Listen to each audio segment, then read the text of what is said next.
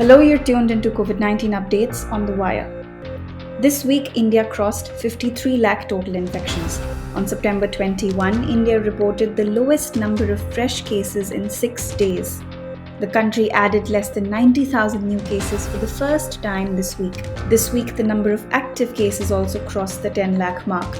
Active cases now comprise less than 20% of all confirmed infections in the country, but this figure varies widely in the states. There are now 16 states in the country with a minimum case load of 1 lakh. States where cases are fast growing are Madhya Pradesh, Haryana and Punjab. Madhya Pradesh and Haryana have crossed over 1 lakh cases and Punjab is nearing the 1 lakh mark. Among the top 10 states, Orissa is continuing to grow at the fastest pace. The top news, however, on COVID-19 front in India is the admission of some co-authors of ICMR's Sero-Survey study that they were not allowed to publish data from hotspots in the country.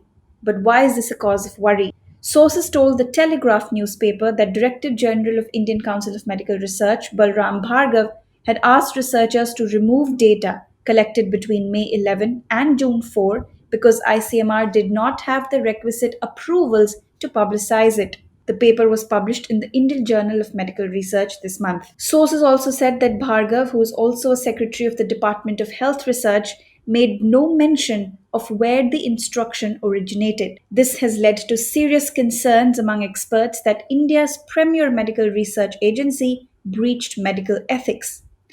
One co-author of the study told the Telegraph, "We were told to remove the hotspots data or don't publish." On the 12th of June, Balram Bhargava had announced the survey's preliminary results in a press conference. However, the paper published this month mentioned only 71 districts. It wasn't clear which set of respondents had been left out for the final results, why and how their exclusion had skewed the data. Samiran Panda, the head of ICMR's epidemiology division, however, has defended this decision. He said that information had been superseded by city-level seroprevalence surveys conducted in some of the 10 cities. But another co-author of the paper and a community medicine specialist said that containment zone data from city hotspots was important to understand the dynamics of transmission in areas with large infections.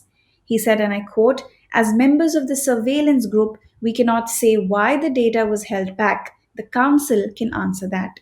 This week, COVID-19 was also taken up in the monsoon session of the parliament. Opposition parties slammed the Modi government in the Lok Sabha over unplanned lockdown, rising number of cases, the migrant crisis, and the effect on economy. Samajwadi Party, Shiv Sena, the NCP, DMK, and Congress all parties lashed out at government's management of COVID-19. However, Union Health Minister Harshvardhan told the Lok Sabha that Prime Minister Modi had built consensus even on the smallest issue related to COVID-19 management. He said that the government did a commendable job in providing essential services to people at the beginning of the nationwide lockdown. He blamed irresponsible behavior shown by people for daily surge in cases today. To a lot of people surprised, the government also told the parliament that they do not have data on COVID-19 deaths of police personnel as well as healthcare workers. This was a shocking admission because in most states, monetary compensation is being given to police personnel and healthcare workers, and a record of something this crucial could have been made available. To this, Health Minister Harshvardhan said, "Health is a state subject. Such data is not maintained at central level by the Ministry of Health and Family Welfare." Infuriated by this reply, the Indian Medical Association released a list of 382 healthcare workers who succumbed to COVID-19. In a strongly worded statement, the IMA also said, "This amounts to an abdication of duty and abandonment of national heroes who have stood up for our people."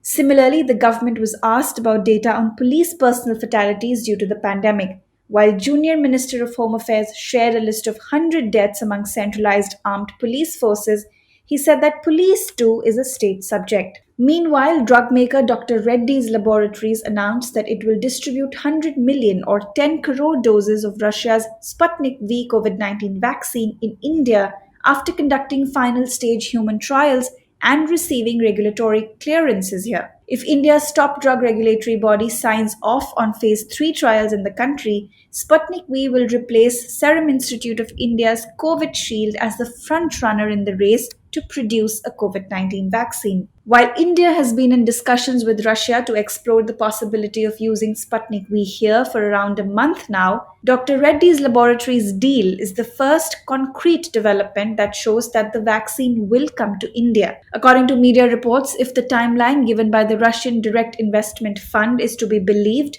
around 10 crore Indians can expect to start getting a COVID 19 vaccine by the end of this year. Each dose of the vaccine includes two vials containing separate adenoviral vectors, according to the Russian Direct Investment Fund's spokesperson. That's all for today. Thank you so much for tuning in. Keep reading and watching The Wire and The Wire Science for more COVID 19 related news and analysis. If you like what you watch, support independent journalism, click on the link in the description below and donate to The Wire.